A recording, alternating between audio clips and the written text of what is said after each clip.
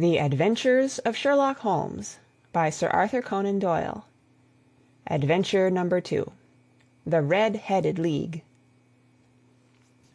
I had called upon my friend, Mr. Sherlock Holmes, one day in the autumn of last year, and found him in deep conversation with a very stout, florid-faced, elderly gentleman with fiery red hair. With an apology for my intrusion, I was about to withdraw when Holmes pulled me abruptly into the room and closed the door behind me. "You could not possibly have come at a better time, my dear Watson," he said cordially. "I was afraid that you were engaged." "So I am, very much so." "Then I can wait in the next room." "Not at all. This gentleman, Mr. Wilson, has been my partner and helper in many of my most successful cases, and I have no doubt that he will be of the utmost use to me in yours also." The stout gentleman half rose from his chair and gave a bob of greeting, with a quick little questioning glance from his small, fat, encircled eyes. "Try the settee," said Holmes, relapsing into his armchair and putting his fingertips together, as was his custom when in judicial moods. "I know, my dear Watson, that you share my love of all that is bizarre and outside the conventions and humdrum routine of everyday life. You have shown your relish for it by the enthusiasm which has prompted you to chronicle, and, if you will excuse my saying so, somewhat to embellish so many of my own little adventures.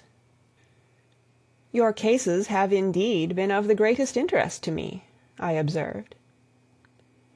You will remember that I remarked the other day, just before we went into the very simple problem presented by Miss Mary Sutherland, that for strange effects and extraordinary combinations we must go to life itself, which is always far more daring than any effort of the imagination. A proposition which I took the liberty of doubting. You did, Doctor, but none the less you must come round to my view, for otherwise I shall keep on piling fact upon fact on you, until your reason breaks down under them and acknowledges me to be right. Now, Mr. Jabez Wilson here has been good enough to call upon me this morning, and to begin a narrative which promises to be one of the most singular which I have listened to for some time.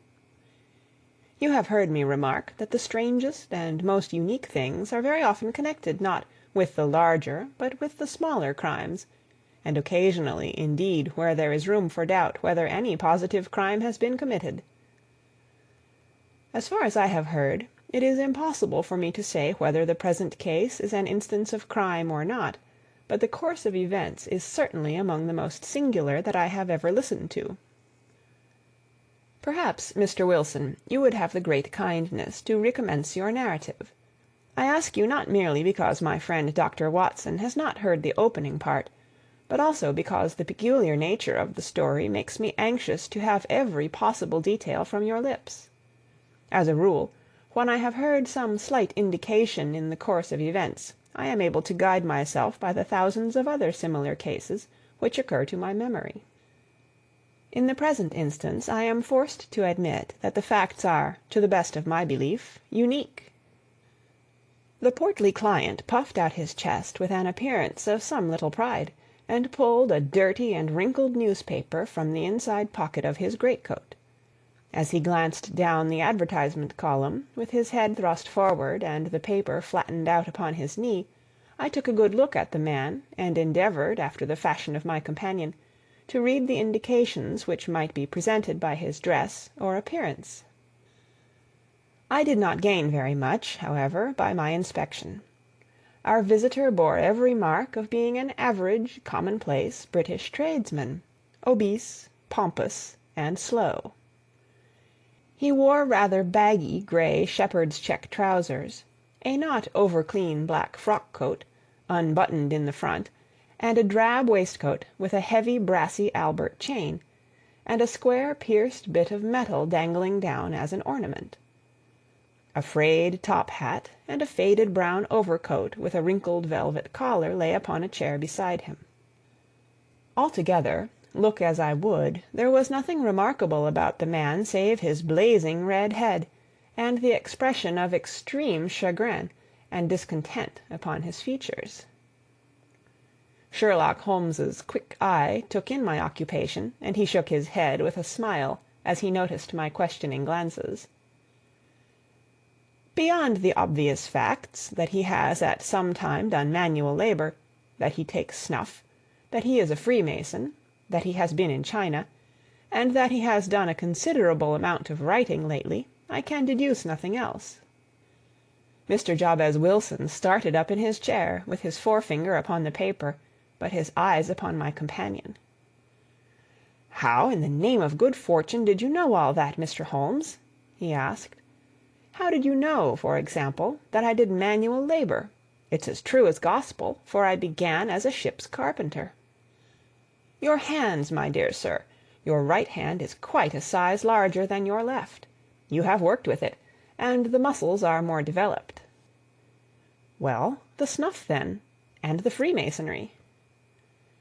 "I won't insult your intelligence by telling you how I read that, especially as, rather against the strict rules of your order, you use an arc and compass breastpin." "Ah, of course, I forgot that. But the writing?" "What else can be indicated by that right cuff, so very shiny for 5 inches, and the left one with the smooth patch near the elbow where you rest it upon the desk?" "Well, but China?" "The fish that you have tattooed immediately above your right wrist could only have been done in China. I have made a small study of tattoo marks, and have even contributed to the literature of the subject. That trick of staining the fish's scales of a delicate pink is quite peculiar to China. When, in addition, I see a Chinese coin hanging from your watch-chain, the matter becomes even more simple." Mr. Jabez Wilson laughed heavily. "Well, I never!" said he. "I thought at first that you had done something clever, but I see that there was nothing in it after all." "I begin to think, Watson," said Holmes, "that I make a mistake in explaining. Omne ignotum pro magnifico, you know, and my poor little reputation, such as it is, will suffer shipwreck if I am so candid. Can you not find the advertisement, Mr. Wilson?" "Yes, I have got it now," he answered, with his thick red finger planted halfway down the column. "Here it is. This is what began it all. You just read it for yourself, sir." I took the paper from him and read as follows: "To the Red-Headed League. On account of the bequest of the late Ezekiah Hopkins, of Lebanon, Pennsylvania, USA, there is now another vacancy open which entitles a member of the League to a salary of £4 a week for purely nominal services. All red-headed men who are sound in body and mind and above the age of 21 years are eligible. Apply in person on Monday at 11 o'clock to Duncan Ross, at the offices of the League, 7 Pope's Court, Fleet Street." "What on earth does this mean?" I ejaculated after I had twice read over the extraordinary announcement. Holmes chuckled and wriggled in his chair, as was his habit when in high spirits. "It is a little off the beaten track, isn't it?" said he. "And now, Mr. Wilson, off you go at scratch and tell us all about yourself, your household, and the effect which this advertisement had upon your fortunes. You will first make a note, Doctor, of the paper and the date." "It is the Morning Chronicle of April 27th, 1890, just 2 months ago." "Very good. Now, Mr. Wilson." "Well, it is just as I have been telling you, Mr. Sherlock Holmes," said Jabez Wilson, mopping his forehead. "I have a small pawnbroker's business at Coburg Square, near the city. It's not a very large affair, and of late years it has not done more than just give me a living. I used to be able to keep 2 assistants, but now I only keep 1, and I would have a job to pay him but that he is willing to come for half wages, so as to learn the business."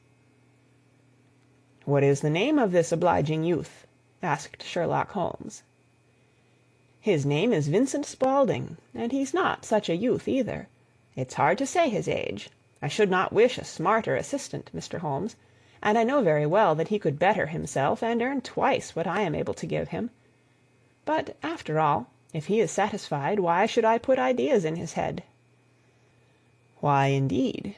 You seem most fortunate in having an employee who comes under the full market price. It is not a common experience among employers in this age. I don't know that your assistant is not as remarkable as your advertisement." "Oh, he has his faults, too," said Mr. Wilson. "Never was such a fellow for photography, snapping away with a camera when he ought to be improving his mind, and then diving down into the cellar like a rabbit into its hole to develop his pictures. That is his main fault, but on the whole he's a good worker. There's no vice in him." "He is still with you, I presume?" "Yes, sir. He and a girl of 14 who does a bit of simple cooking and keeps the place clean. That's all I have in the house, for I am a widower, and never had any family. We live very quietly, sir, the three of us, and we keep a roof over our heads and pay our debts, if we do nothing more." The first thing that put us out was that advertisement. Spaulding, he came down into the office just this day 8 weeks, with this very paper in his hand, and he says, "I wish to the Lord, Mr. Wilson, that I was a red-headed man." "Why's that?" I asks. "Why," says he, "here's another vacancy on the League of the Red-Headed Men. It's worth quite a little fortune to any man who gets it, and I understand that there are more vacancies than there are men, so that the trustees are at their wits' end what to do with the money. If my hair would only change color, here's a nice little crib all ready for me to step into." "Why, what is it then?" I asked. You see, Mr. Holmes, I am a very stay-at-home man, and as my business came to me instead of my having to go to it, I was often 3 weeks on end without putting my foot over the door-mat. In that way I didn't know much of what was going on outside, and I was always glad of a bit of news." "Have you never heard of the League of the Red-Headed Men?" he asked, with his eyes open. "Never." "Why, I wonder at that, for you are eligible yourself for one of the vacancies." "And what are they worth?" I asked. "Oh, merely a couple of hundred a year, but the work is slight, and it need not interfere very much with one's other occupations." Well, you can easily think that that made me prick up my ears, for the business has not been over good for some years, and an extra couple of hundred would have been very handy. "Tell me all about it," said I. "Well," said he, showing me the advertisement, "you can see for yourself that the League has a vacancy, and there is the address where you should apply for particulars. As far as I can make out, the League was founded by an American millionaire, Ezekiah Hopkins, who was very peculiar in his ways. He was himself red-headed, and he had a great sympathy for all red-headed men, so when he died it was found that he had left his enormous fortune in the hands of trustees, with instructions to apply the interest to the providing of easy berths to men whose hair is of that color. From all I hear, it is splendid pay and very little to do." "But," said I, "there would be millions of red-headed men who would apply." "Not so many as you might think," he answered. "You see, it is really confined to Londoners and to grown men. This American had started from London when he was young, and he wanted to do the old town a good turn. Then again, I have heard it is no use your applying if your hair is light red, or dark red, or anything but real bright, blazing, fiery red. Now, if you cared to apply, Mr. Wilson, you would just walk in, but perhaps it would hardly be worth your while to put yourself out of the way for the sake of a few £100. Now, it is a fact, gentlemen, as you may see for yourselves, that my hair is of a very full and rich tint, so that it seemed to me that if there was to be any competition in the matter, I stood as good a chance as any man that I had ever met.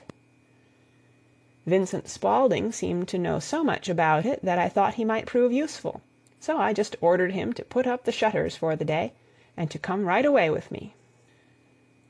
He was very willing to have a holiday, so we shut the business up and started off for the address that was given us in the advertisement. I never hope to see such a sight as that again, Mr. Holmes. From north, south, east, and west, every man who had a shade of red in his hair had tramped into the city to answer the advertisement. Fleet Street was choked with red-headed folk, and Pope's Court looked like a coster's orange barrow. I should not have thought there were so many in the whole country as were brought together by that single advertisement. Every shade of colour they were, straw, lemon, orange, brick, Irish setter, liver, clay. But, as Spaulding said, there were not many who had the real vivid flame-coloured tint. When I saw how many were waiting, I would have given it up in despair, but Spaulding would not hear of it. How he did it I could not imagine, but he pushed and pulled and butted until he got me through the crowd and right up to the steps which led to the office. There was a double stream upon the stair, some going up in hope and some coming back dejected, but we wedged in as well as we could, and soon found ourselves in the office. "Your experience has been a most entertaining one," remarked Holmes, as his client paused and refreshed his memory with a huge pinch of snuff. "Pray continue your very interesting statement." There was nothing in the office but a couple of wooden chairs and a deal table, behind which sat a small man with a head that was even redder than mine. He said a few words to each candidate as he came up, and then he always managed to find some fault in them which would disqualify them. Getting a vacancy did not seem to be such a very easy matter after all. However, when our turn came, the little man was much more favourable to me than to any of the others, and he closed the door as we entered, so that he might have a private word with us. "This is Mr. Jabez Wilson," said my assistant, "and he is willing to fill a vacancy in the League." "And he is admirably suited for it," the other answered. "He has every requirement. I cannot recall when I have seen anything so fine." He took a step backward, cocked his head on one side, and gazed at my hair until I felt quite bashful. Then suddenly he plunged forward, wrung my hand, and congratulated me warmly on my success. "It would be injustice to hesitate," said he. "You will, however, I am sure, excuse me for taking an obvious precaution." With that he seized my hair in both his hands and tugged until I yelled with the pain. "There is water in your eyes," said he as he released me. "I perceive that all is as it should be, but we have to be careful, for we have twice been deceived by wigs and once by paint. I could tell you tales of cobbler's wax which would disgust you with human nature." He stepped over to the window and shouted through it at the top of his voice that the vacancy was filled.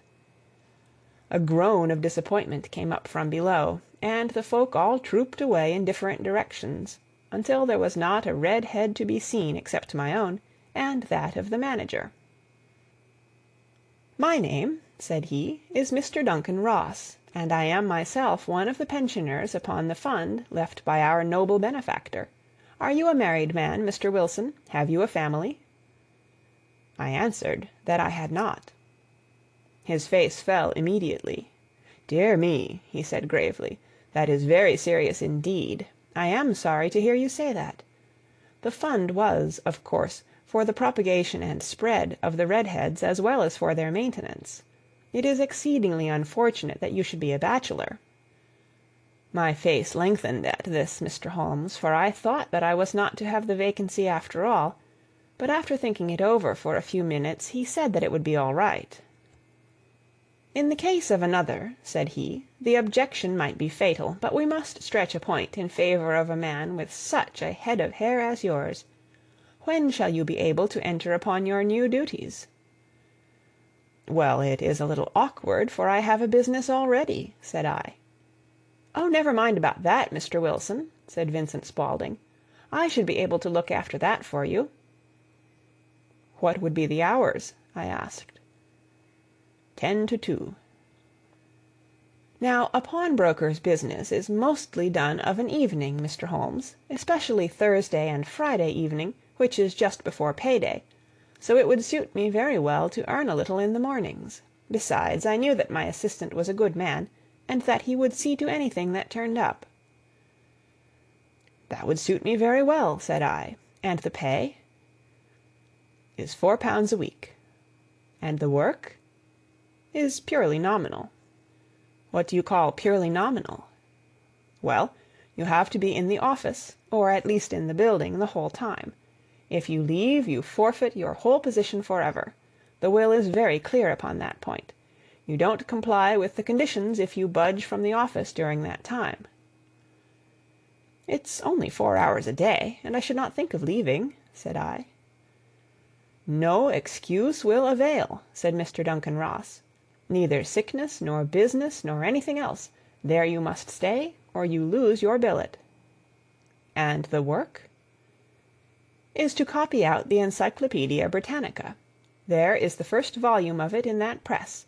You must find your own ink, pens, and blotting paper, but we provide this table and chair. Will you be ready tomorrow? Certainly, I answered.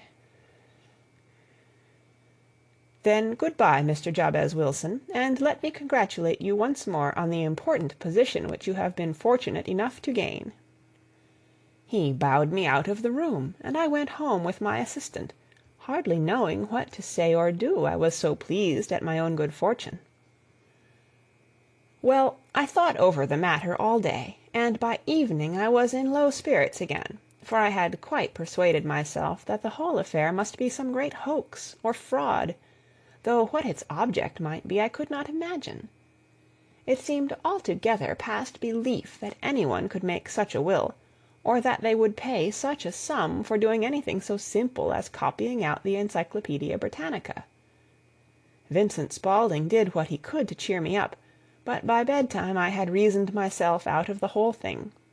However, in the morning I determined to have a look at it anyhow, so I bought a penny bottle of ink, and with a quill pen and 7 sheets of foolscap paper I started off for Pope's Court.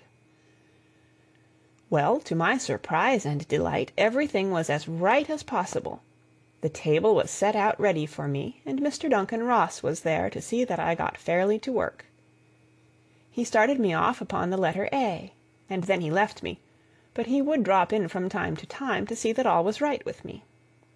At 2 o'clock he bade me good day, complimented me upon the amount that I had written, and locked the door of the office after me. This went on day after day, Mr. Holmes, and on Saturday the manager came in and planked down 4 golden sovereigns for my week's work. It was the same next week, and the same the week after. Every morning I was there at 10, and every afternoon I left at 2. By degrees Mr. Duncan Ross took to coming in only once of a morning, and then after a time he did not come in at all. Still, of course, I never dared to leave the room for an instant, for I was not sure when he might come, and the billet was such a good one and suited me so well that I would not risk the loss of it. 8 weeks passed away like this, and I had written about abbots, and archery, and armor, and architecture, and Attica, and hoped with diligence that I might get on to the bees before very long. It cost me something in foolscap, and I had pretty nearly filled a shelf with my writings. And then suddenly the whole business came to an end. To an end? Yes, sir, and no later than this morning. I went to my work as usual at 10 o'clock, but the door was shut and locked, with a little square of cardboard hammered on to the middle of the panel with a tack. Here it is, and you can read for yourself. He held up a piece of white cardboard about the size of a sheet of notepaper. It read in this fashion: "The Red-Headed League is dissolved. October 9, 1890." Sherlock Holmes and I surveyed this curt announcement, and the rueful face behind it, until the comical side of the affair so completely overtopped every other consideration that we both burst out into a roar of laughter. "I cannot see that there is anything very funny," cried our client, flushing up to the roots of his flaming head. "If you can do nothing better than laugh at me, I can go elsewhere." "No, no," cried Holmes, shoving him back into the chair from which he had half risen. "I really wouldn't miss your case for the world. It is most refreshingly unusual, but there is, if you will excuse my saying so, something just a little funny about it. Pray, what steps did you take when you found the card upon the door?" "I was staggered, sir. I did not know what to do. Then I called at the offices round, but none of them seemed to know anything about it. Finally I went to the landlord, who is an accountant living on the ground floor, and I asked him if he could tell me what had become of the Red-headed League. He said that he had never heard of any such body. Then I asked him who Mr. Duncan Ross was. He answered that the name was new to him. "Well," said I, "the gentleman at number 4. "What, the red-headed man?" "Yes." "Oh," said he, "his name was William Morris. He was a solicitor, and was using my room as a temporary convenience until his new premises were ready. He moved out yesterday." "Where could I find him?" "Oh, at his new offices. He did tell me the address. Yes, 17 King Edward Street, near St. Paul's." I started off, Mr. Holmes, but when I got to that address, it was a manufactory of artificial knee-caps, and no one in it had ever heard of either Mr. William Morris or Mr. Duncan Ross. "And what did you do then?" asked Holmes. "I went home to Saxe-Coburg Square, and I took the advice of my assistant. But he could not help me in any way. He could only say that if I waited I should hear by post. But that was not quite good enough, Mr. Holmes. I did not wish to lose such a place without a struggle, so, as I had heard that you were good enough to give advice to poor folk who were in need of it, I came right away to you." "And you did very wisely," said Holmes. "Your case is an exceedingly remarkable one, and I shall be happy to look into it. From what you have told me, I think that it is possible that graver issues hang from it than might at first sight appear." "Grave enough," said Mr. Jabez Wilson. "Why, I have lost £4 a week." "As far as you are personally concerned," remarked Holmes, "I do not see that you have any grievance against this extraordinary league. On the contrary, you are, as I understand, richer by some £30, to say nothing of the minute knowledge which you have gained on every subject which comes under the letter A. You have lost nothing by them." "No, sir, but I want to find out about them, and who they are, and what their object was in playing this prank, if it was a prank, upon me. It was a pretty expensive joke for them, for it cost them £32. "We shall endeavor to clear up these points for you. And first, 1 or 2 questions, Mr. Wilson. This assistant of yours who first called your attention to the advertisement, how long had he been with you?" "About a month, then." "How did he come?" "In answer to an advertisement." "Was he the only applicant?" "No, I had a dozen." "Why did you pick him?" "Because he was handy and would come cheap." "At half wages, in fact?" "Yes." "What is he like, this Vincent Spaulding?" "Small, stout-built, very quick in his ways, no hair on his face, though he's not short of 30. Has a white splash of acid upon his forehead." Holmes sat up in his chair in considerable excitement. "I thought as much," said he. "Have you ever observed that his ears are pierced for earrings?" "Yes, sir. He told me that a gipsy had done it for him when he was a lad." "Hum," said Holmes, sinking back in deep thought. "He is still with you?" "Oh, yes, sir. I have only just left him." "And has your business been attended to in your absence?" "Nothing to complain of, sir. There's never very much to do of a morning." "That will do, Mr. Wilson. I shall be happy to give you an opinion upon the subject in the course of a day or 2. To-day is Saturday, and I hope that by Monday we may come to a conclusion."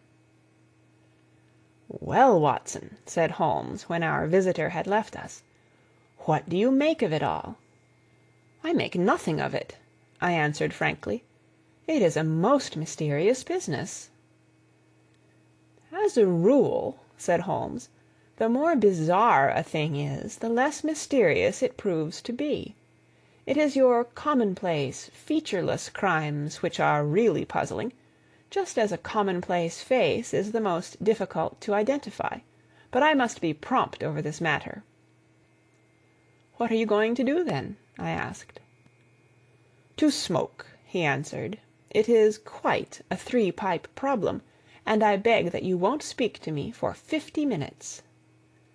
He curled himself up in his chair, with his thin knees drawn up to his hawk-like nose, and there he sat with his eyes closed, and his black clay pipe thrusting out like the bill of some strange bird. I had come to the conclusion that he had dropped asleep, and indeed was nodding myself, when he suddenly sprang out of his chair with the gesture of a man who has made up his mind, and put his pipe down upon the mantelpiece. "Sarasate plays at the St. James Hall this afternoon," he remarked. "What do you think, Watson? Could your patients spare you for a few hours?" "I have nothing to do to-day. My practice is never very absorbing." "Then put on your hat and come. I am going through the city first, and we can have some lunch on the way. I observe that there is a good deal of German music on the programme, which is rather more to my taste than Italian or French. It is introspective, and I want to introspect. Come along." We travelled by the Underground as far as Aldersgate, and a short walk took us to Saxe-Coburg Square, the scene of the singular story which we had listened to in the morning.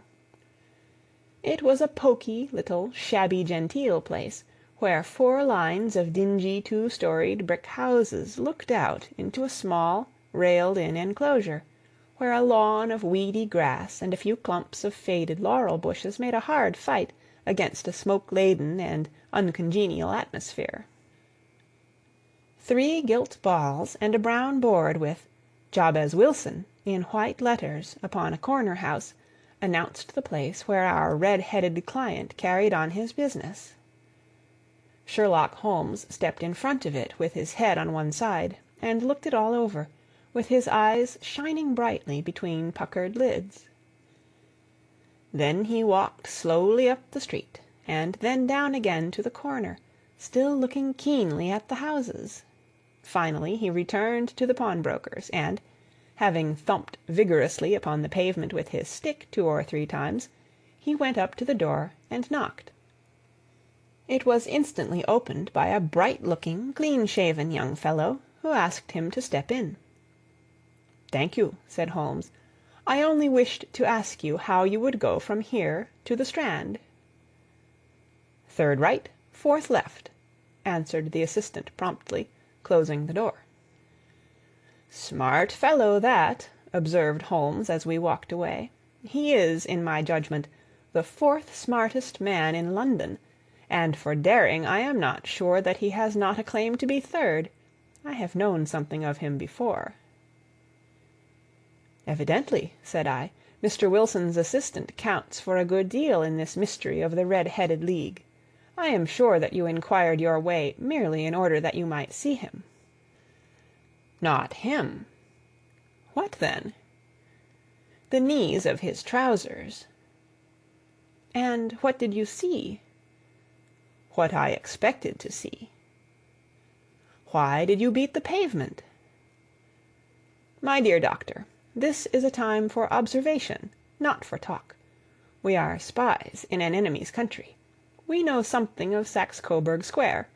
Let us now explore the parts which lie behind it."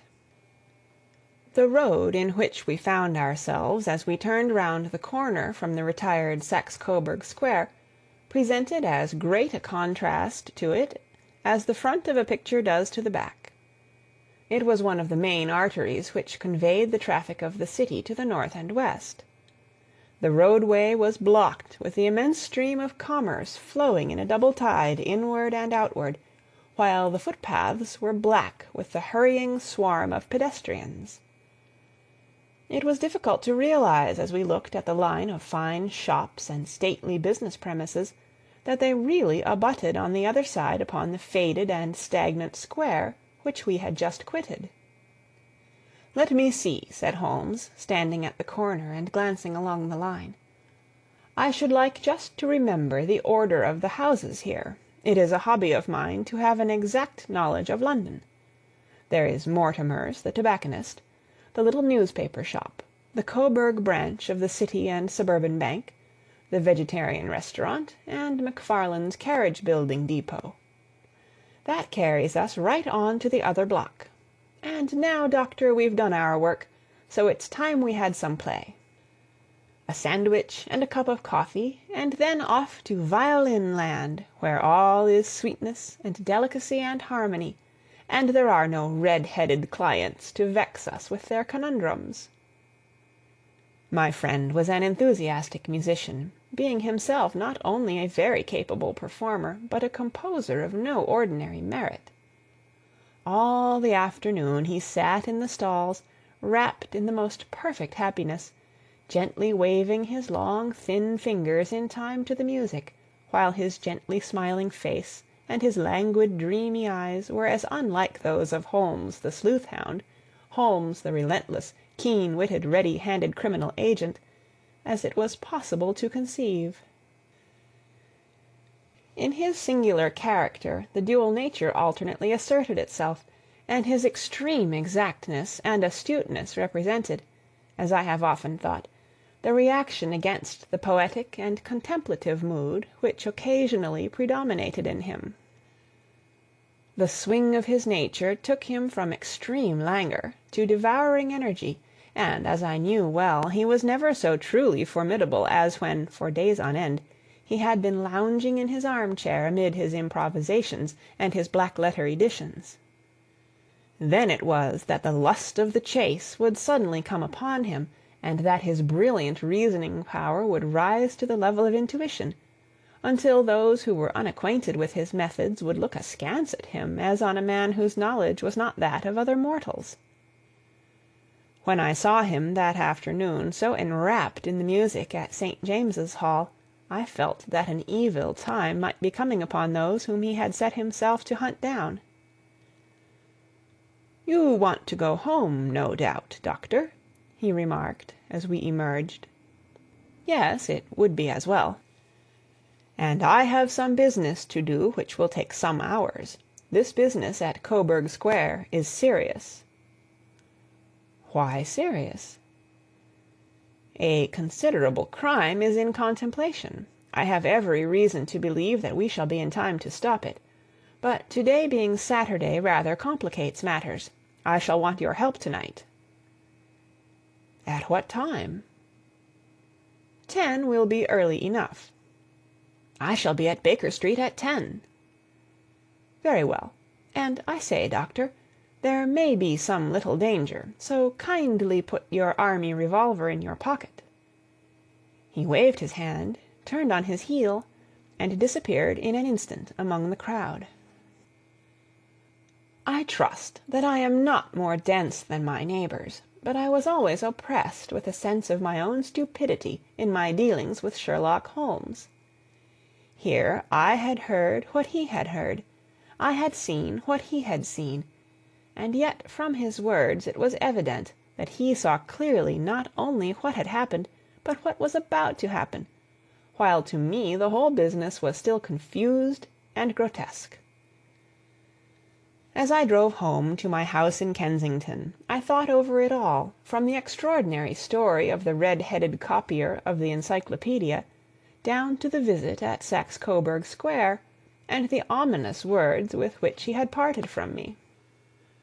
What was this nocturnal expedition, and why should I go armed? Where were we going, and what were we to do?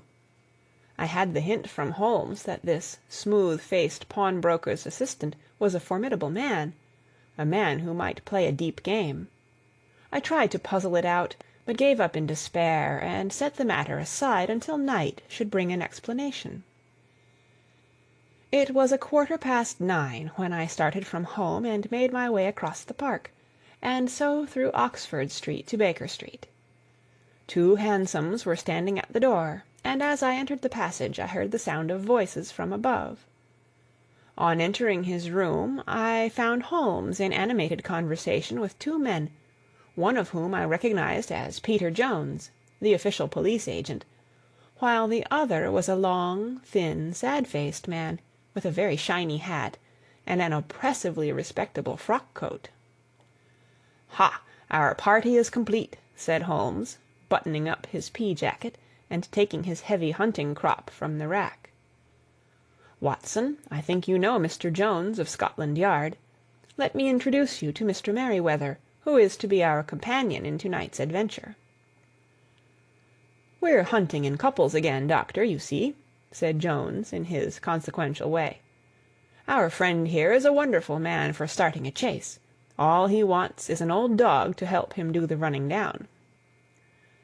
"I hope a wild goose may not prove to be the end of our chase," observed Mr. Merryweather gloomily. "You may place considerable confidence in Mr. Holmes, sir," said the police agent loftily. "He has his own little methods, which are, if he won't mind my saying so, just a little too theoretical and fantastic, but he has the makings of a detective in him. It is not too much to say that once or twice, as in that business of the Sholto murder and the Agra treasure, he has been more nearly correct than the official force." "Oh, if you say so, Mr. Jones, it is all right," said the stranger with deference. "Still, I confess that I miss my rubber. It is the first Saturday night for 27 years that I have not had my rubber." "I think you will find," said Sherlock Holmes, "that you will play for a higher stake to-night than you have ever done yet, and that the play will be more exciting. For you, Mr. Merryweather, the stake will be some £30,000, and for you, Jones, it will be the man upon whom you wish to lay your hands. John Clay, the murderer, thief, smasher, and forger. He's a young man, Mr. Merryweather, but he is at the head of his profession, and I would rather have my bracelets on him than on any criminal in London. He's a remarkable man, is young John Clay. His grandfather was a royal duke, and he himself has been to Eton and Oxford. His brain is as cunning as his fingers, and though we meet signs of him at every turn, we never know where to find the man himself. He'll crack a crib in Scotland one week, and be raising money to build an orphanage in Cornwall the next. I've been on his track for years, and have never set eyes on him yet." "I hope that I may have the pleasure of introducing you to-night. I've had one or two little turns also with Mr. John Clay, and I agree with you that he is at the head of his profession. It is past 10, however, and quite time that we started. If you two will take the first hansom, Watson and I will follow in the second." Sherlock Holmes was not very communicative during the long drive, and lay back in the cab humming the tunes which he had heard in the afternoon. We rattled through an endless labyrinth of gas-lit streets until we emerged into Farrington Street. "We are close there now," my friend remarked. "This fellow Merryweather is a bank director, and personally interested in the matter. I thought it as well to have Jones with us also. He is not a bad fellow, though an absolute imbecile in his profession. He has one positive virtue. He is as brave as a bulldog, and as tenacious as a lobster if he gets his claws upon anyone. Here we are, and they are waiting for us." We had reached the same crowded thoroughfare in which we had found ourselves in the morning. Our cabs were dismissed, and, following the guidance of Mr. Merryweather, we passed down a narrow passage and through a side door, which he opened for us. Within there was a small corridor, which ended in a very massive iron grate. This also was opened, and led down a flight of winding stone steps, which terminated at another formidable gate. Mr. Merryweather stopped to light a lantern, and then conducted us down a dark, earth-smelling passage, and so, after opening a third door, into a huge vault or cellar, which was piled all round with crates and massive boxes. "You are not very vulnerable from above," Holmes remarked as he held up the lantern and gazed about him. "Nor from below," said Mr. Merryweather, striking his stick upon the flags which lined the floor. "Why, dear me, it sounds quite hollow," he remarked, looking up in surprise. "I must really ask you to be a little more quiet," said Holmes severely. "You have already imperiled the whole success of our expedition. might I beg that you would have the goodness to sit down upon one of those boxes, and not to interfere?" The solemn Mr. Merryweather perched himself upon a crate, with a very injured expression upon his face, while Holmes fell upon his knees upon the floor, and, with the lantern and a magnifying lens, began to examine minutely the cracks between the stones. A few seconds sufficed to satisfy him, for he sprang to his feet again, and put his glass in his pocket. "We have at least an hour before us," he remarked, "for they can hardly take any steps until the good pawnbroker is safely in bed. Then they will not lose a minute, for the sooner they do their work the longer time they will have for their escape. We are at present, doctor, as no doubt you have divined, in the cellar of the City branch of one of the principal London banks. Mr. Merryweather is the chairman of directors, and he will explain to you that there are reasons why the more daring criminals of London should take a considerable interest in this cellar at present." "It is our French gold," whispered the director. "We have had several warnings that an attempt might be made upon it." "Your French gold?" "Yes. We had occasion some months ago to strengthen our resources, and borrowed for that purpose 30,000 Napoleons from the Bank of France. It has become known that we have never had an occasion to unpack the money, and that it is still lying in our cellar. The crate upon which I sit contains 2,000 Napoleons, packed between layers of lead foil. Our reserve of bullion is much larger at present than is usually kept in a single branch office, and the directors have had misgivings upon the subject." "Which were very well justified," observed Holmes. "And now it is time that we arranged our little plans. I expect that within an hour matters will come to a head. In the meantime, Mr. Merryweather, we must put the screen over that dark lantern." "And sit in the dark?" "I am afraid so. I had brought a pack of cards in my pocket, and I thought that, as we were a partie carrée, you might have your rubber after all. But I see that the enemy's preparations have gone so far that we cannot risk the presence of a light. And first of all we must choose our positions. These are daring men, and though we shall take them at a disadvantage, they may do us some harm unless we are careful. I shall stand behind this crate, and do you conceal yourselves behind those. Then, when I flash a light upon them, close in swiftly.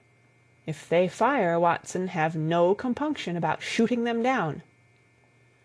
I placed my revolver, cocked, upon the top of the wooden case behind which I crouched. Holmes shot the slide across the front of his lantern, and left us in pitch darkness. Such an absolute darkness as I have never before experienced. The smell of hot metal remained to assure us that the light was still there, ready to flash out at a moment's notice. To me, with my nerves worked up to a pitch of expectancy, there was something depressing and subduing in the sudden gloom, and in the cold, dank air of the vault. "They have but one retreat," whispered Holmes. "That is back through the house into Saxe Coburg Square. I hope that you have done what I asked you, Jones." "I have an inspector and 2 officers waiting at the front door." "Then we have stopped all the holes. And now we must be silent and wait." What a time it seemed! From comparing notes afterwards, it was but an hour and a quarter, yet it appeared to me that the night must have almost gone, and the dawn be breaking above us. My limbs were weary and stiff, for I feared to change my position, yet my nerves were worked up to the highest pitch of tension, and my hearing was so acute that I could not only hear the gentle breathing of my companions, but I could distinguish the deeper, heavier in-breath of the bulky Jones from the thin, sighing note of the bank director. From my position I could look over the case in the direction of the floor. Suddenly my eyes caught the glint of a light. At first it was but a lurid spark upon the stone pavement. Then it lengthened out until it became a yellow line, and then, without any warning or sound, a gash seemed to open, and a hand appeared, a white, almost womanly hand, which felt about in the center of the little area of light. For a minute or more the hand, with its writhing fingers, protruded out of the floor. Then it was withdrawn as suddenly as it appeared, and all was dark again save the single lurid spark which marked a chink between the stones. Its disappearance, however, was but momentary. With a rending, tearing sound, one of the broad white stones turned over upon its side, and left a square gaping hole, through which streamed the light of a lantern.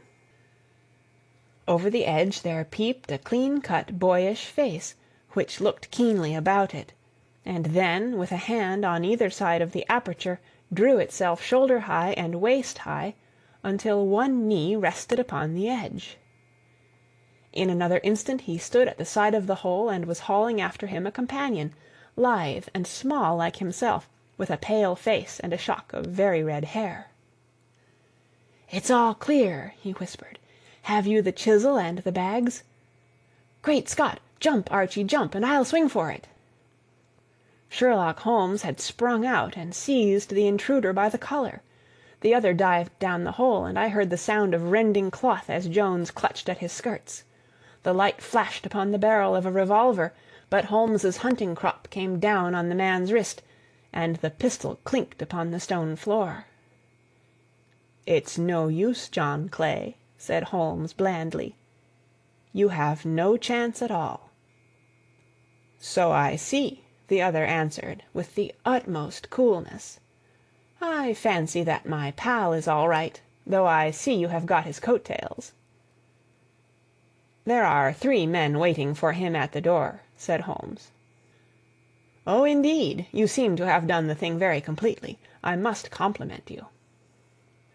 "And I you," Holmes answered.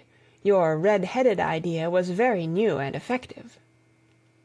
"You'll see your pal again presently," said Jones.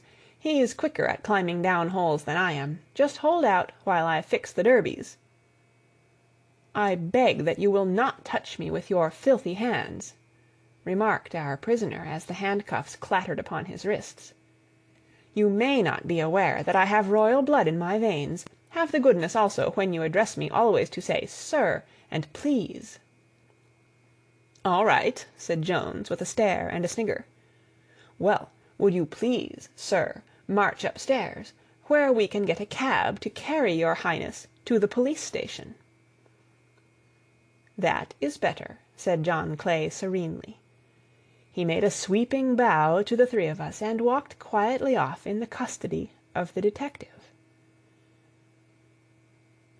"Really, Mr. Holmes," said Mr. Merryweather, as we followed them from the cellar, "I do not know how the bank can thank you or repay you. There is no doubt that you have detected and defeated, in the most complete manner, one of the most determined attempts at bank robbery that have ever come within my experience." "I have had 1 or 2 little scores of my own to settle with Mr. John Clay," said Holmes. "I have been at some small expense over this matter, which I shall expect the bank to refund, but beyond that I am amply repaid by having had an experience which is in many ways unique, and by hearing the very remarkable narrative of the Red-Headed League. You see, Watson," he explained in the early hours of the morning as we sat over a glass of whiskey and soda in Baker Street, "it was perfectly obvious from the first that the only possible object of this rather fantastic business for the advertisement of the League and the copying of the encyclopedia must be to get this not over-bright pawnbroker out of the way for a number of hours every day. It was a curious way of managing it, but really it would be difficult to suggest a better. The method was no doubt suggested to Clay's ingenious mind by the color of his accomplice's hair. The £4 a week was a lure which must draw him, and what was it to them who were playing for thousands? They put in the advertisement, one rogue has the temporary office, the other rogue incites the man to apply for it, and together they manage to secure his absence every morning in the week. From the time that I heard of the assistant having come for half wages, it was obvious to me that he had some strong motive for securing the situation. But how could you guess what the motive was? Had there been a woman in the house, I should have suspected a mere vulgar intrigue. That, however, was out of the question. The man's business was a small one, and there was nothing in his house which could account for such elaborate preparations and such an expenditure as they were at. It must, then, be something out of the house. What could it be? I thought of the assistant's fondness for photography, and his trick of vanishing into the cellar. The cellar! There was the end of this tangled clue. Then I made inquiries as to this mysterious assistant, and found that I had to deal with one of the coolest and most daring criminals in London. He was doing something in the cellar, something which took many hours a day for months on end. What could it be, once more? I could think of nothing save that he was running a tunnel to some other building. So far I had got when we went to visit the scene of action. I surprised you by beating upon the pavement with my stick. I was ascertaining whether the cellar stretched out in front or behind. It was not in front. Then I rang the bell, and as I hoped, the assistant answered it. We have had some skirmishes, but we had never set eyes upon each other before. I hardly looked at his face. His knees were what I wished to see. You must yourself have remarked how worn, wrinkled, and stained they were. They spoke of those hours of burrowing. The only remaining point was what they were burrowing for. I walked round the corner, saw the City and Suburban Bank abutted on our friend's premises, and felt that I had solved my problem. When you drove home after the concert, I called upon Scotland Yard and upon the chairman of the bank directors, with the result that you have seen. And how could you tell that they would make their attempt to-night? I asked. Well, when they closed their League offices, that was a sign that they cared no longer about Mr. Jabez Wilson's presence. In other words, that they had completed their tunnel. But it was essential that they should use it soon, as it might be discovered, or the bullion might be removed.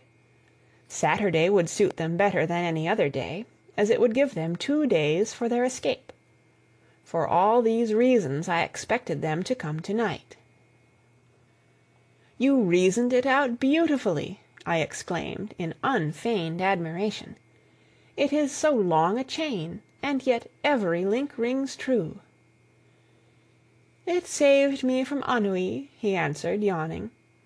Alas, I already feel it closing in upon me. My life is spent in one long effort to escape from the commonplaces of existence. These little problems help me to do so. And you are a benefactor of the race, said I. He shrugged his shoulders.